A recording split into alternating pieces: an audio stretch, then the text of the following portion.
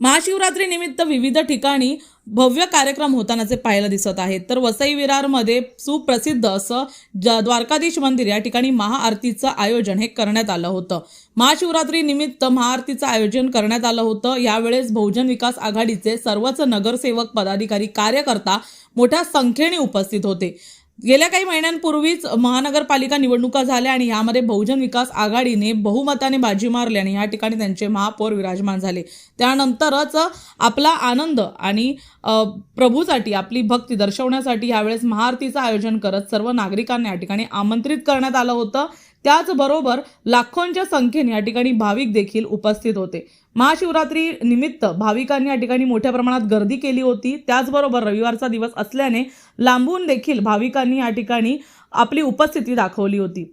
या ठिकाणी मोठ्याच्या मोठ्या रांगा लागलेल्या होत्या। जर आपण पाहत असाल व्हिडिओमध्ये तर आपण पाहू शकता हजारो लाखोच्या संख्येने भाविक या ठिकाणी जमले होते। सकाळपासूनच द्वारकाधीश यांचं दर्शन घेण्यासाठी तर भाविकांनी गर्दी केलीच होती, परंतु मंदिरामध्ये सुंदर आणि अद्भुत असं शिवलिंग स्थापन करण्यात आलेलं आहे। या महाआरतीला वसई विरार महानगरपालिकेचे आयुक्त सूर्यवंशी यांनी देखील हजेरी लावली होती।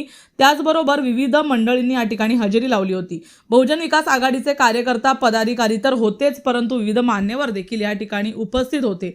पोलिसांचा बंदोबस्त देखील मोठ्या प्रमाणात करण्यात आला होता, कारण लाखोंच्या संख्येने या ठिकाणी भक्तांनी येऊन द्वारकाधीश यांचं दर्शन घेतलं।